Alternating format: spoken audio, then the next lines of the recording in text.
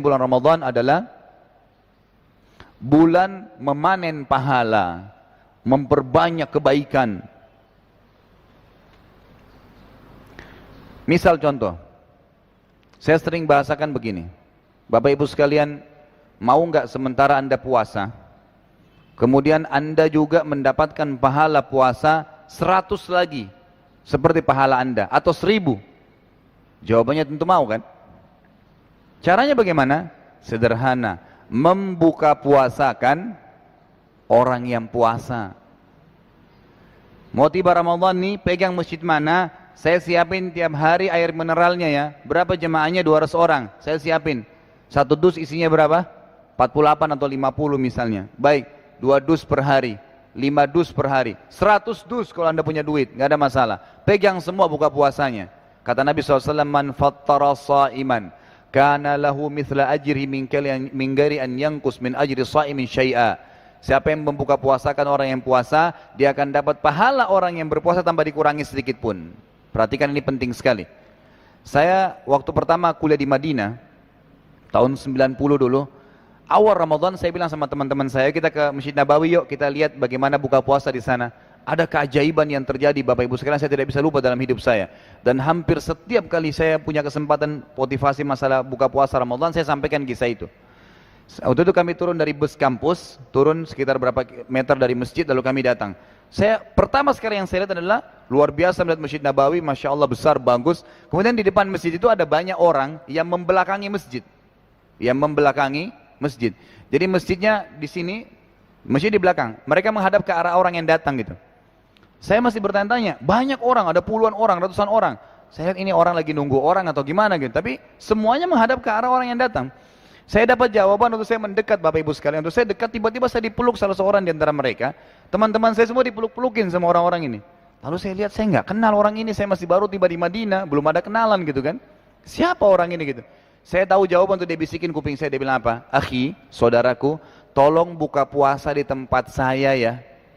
Apa dia bilang?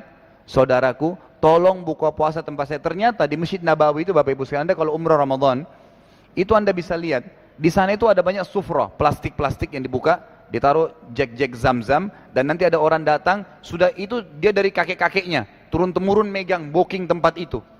Enggak kasih orang lain dia. Bapak Ibu kalau mau ikut sekarang sudah nggak bisa.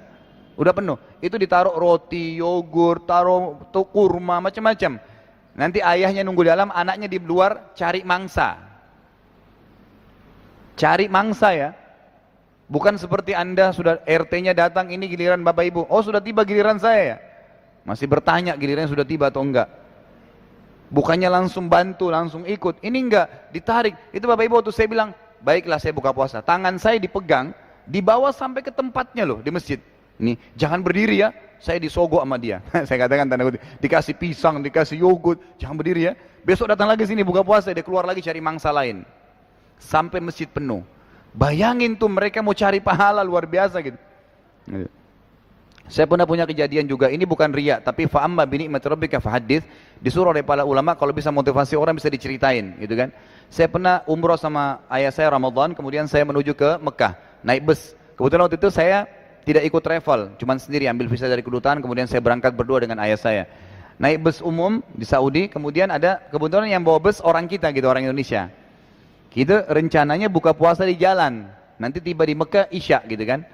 Terus saya bilang sama bapak yang bawa mobil, Pak, buka puasanya disiapin. Dia bilang, iya ada. Di mana Pak? Ini air mineralnya dibawa sini dari kulkasnya, di belakang ada kurma, ada macam-macam roti-roti. Baik, bapak bawa aja. Nanti kalau sudah dekat azan, biar berhenti, nanti saya yang bantu. Saya ambilin air mineralnya, ambilin kurmanya, saya aturin gitu. Di bus itu kapasitasnya 50 orang, 51 dengan supirnya. Lalu saya buatlah. Orang-orang yang di sekitar saya semua ini lihat nih, saya lagi ngatur kurma, ambil kuenya, atau di piring, kemudian saya bagiin satu-satu gitu. Udah, tidak ada Bapak Ibu sekalian satu pun yang berdiri bantu saya. Satu pun gak ada, duduk semua. Saya terus bagi, ya sudah saya terap. Di sebelah saya kemudian ada satu tentara dari Dammam. Tentaranya Saudi dari Dammam. Di sebelah saya, di depan saya ada satu orang Mesir sama istrinya gitu. Lalu pada saat saya duduk, langsung dia bilang sama saya, kalau semua orang Islam seperti kamu, orang akan suka agama ini. Maksudnya, kok kamu semangat sekali cari pahala? Gitu. Saya balik lihat ke mukanya, lalu saya bilang dalam hati saya nggak bilang sama dia, lalu kamu buat apa? Kamu nih buat apa duduk tadi di situ? Mestinya jangan bantu berdiri gitu loh. Kan gitu. Ayo cari pahala. Bukan cuma, oh iya ya bagus orang kerjakan. Bukan. Sebelah lagi saya orang Mesir tadi sama istrinya bilang, oh Masya Allah ya kau panen pahala kita semua. Selesai. Hanya itu konsepnya. Kenapa kok cuma bilang gitu?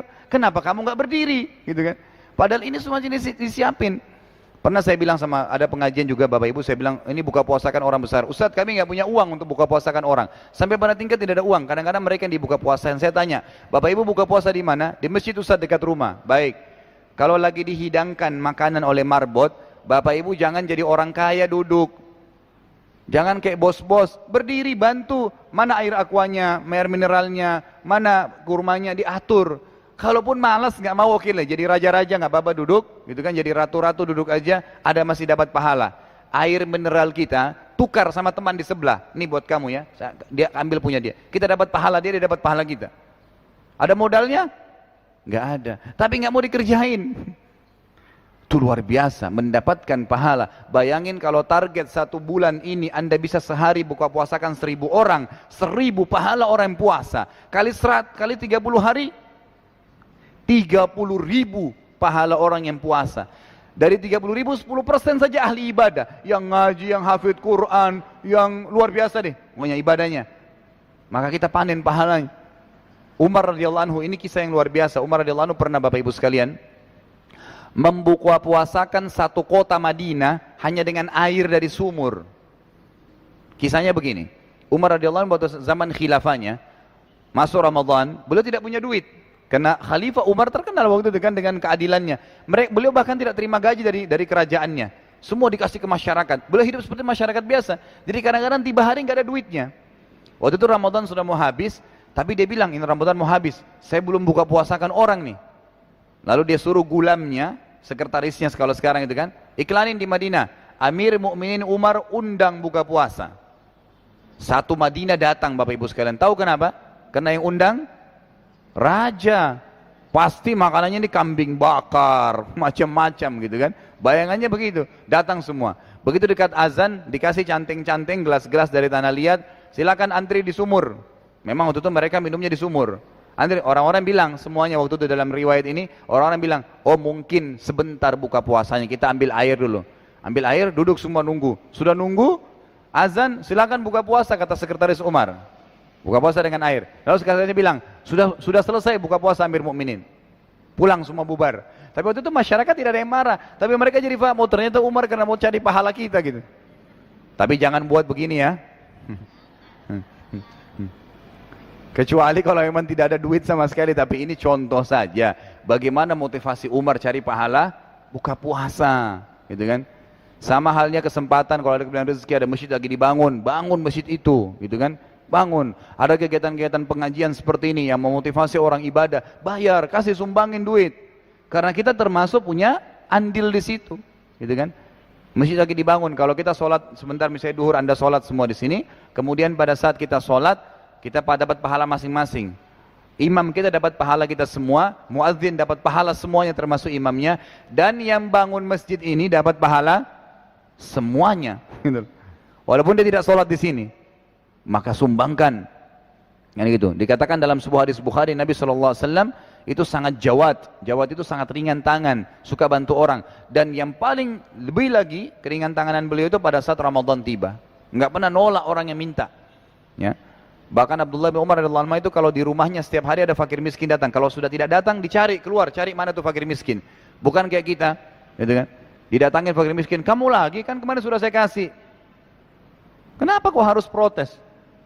Syukur dia datang, dia dapat duit yang kita kasih, kita dapat pahalanya di akhirat. Itu nggak ada hubungannya, itu justru bagus Allah utus ke kita. Kenapa bukan minta ke orang lain? Kan gitu. Dan belajar memberikan yang terbaik untuk Allah. Allah akan balas kita sesuai dengan niat dan yang terbaik yang kita berikan. Kalau celengan masjid lagi lewat Bapak Ibu sekalian, mohon maaf saya tidak bicara celengan yang lagi dibagi ya, tapi ini umumnya. Biasanya kalau Bapak Ibu punya 1000 dengan 10.000, yang mana ditaruh? Kenapa Bapak Ibu taruh 1000?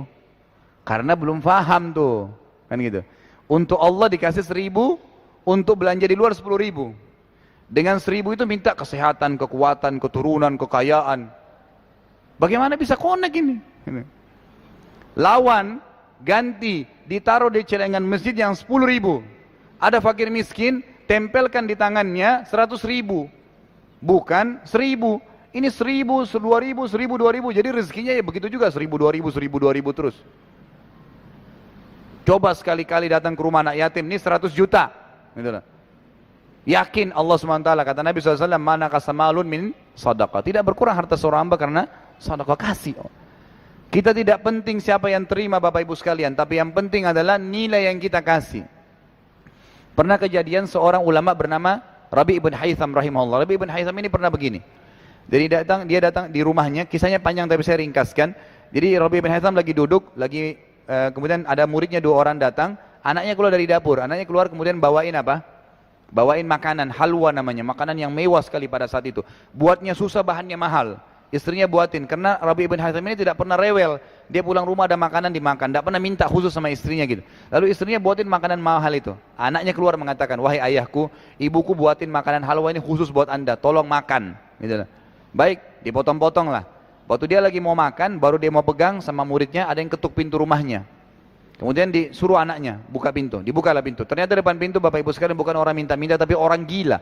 Rambutnya berantakan, bajunya kotor, nggak ada sendalnya. Dari mulutnya ngalir-ngalir air liur, pemandangan yang tidak nyaman. Dia kasih isyarat dengan tangannya minta makan. Rabi' ibn Haytham tunjuk anaknya, suruh angkat halwa itu, kasih orang gila itu. Makanan yang mewah tadi suruh kasih itu. Anaknya angkat, patuh. Tadi sudah dipotong-potong kan, harapan anaknya cuma diambil 1 potong oleh orang gila. Orang gila nggak ngerti, begitu tiba di tangannya diambil sama piringnya, dimakan semua. Habis semua. Sudah makan semua Bapak Ibu sekalian, tidak terima kasih, dilempar piringnya pergi. Orang gila. Tutup pintu, anaknya Rabi' bin Haytham kembali bilang sama ayahnya, wahai ayahku, tadi itu yang minta-minta orang gila.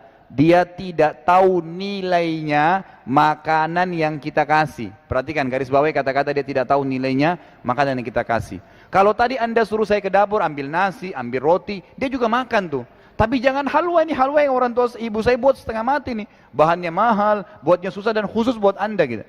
Apa jawaban Rabi' ibn Haytham? Pegang ini dalam sedekah. Beliau mengatakan, ya waladi, illam yadri, fallahu yadri. Lan tanal birra hatta tunfiqu mimma tuhibbun. Wahai anakku, kalau dia tidak tahu nilainya makanan yang sedang kita kasih, enggak masalah buat saya, karena Allah tahu nilainya makanan yang saya kasih. Allah tahu tuh, kan gitu. Lalu dia baca ayat, tidak akan kalian mendapatkan kesempurnaan pahala, gitu kan, sampai kalian menginfakkan apa yang kalian paling cintai. Saya suka makanan ini, mahal memang, tapi pada saat yang bersamaan Allah uji, ada orang yang minta-minta, maka diuji, saya kasih nggak yang terbaik, maka saya kasih. Nggak penting yang terima orang gila atau bukan, tapi saya beli dengan keikhlasan, dan yang terbaik Allah akan kasih yang terbaik. Begitu. Ini contoh ya. Jadi semua motivasi ibadah dikerjakan lebih baik di bulan Ramadan dengan cara tadi mencari tahu wa'adnya, kan itu.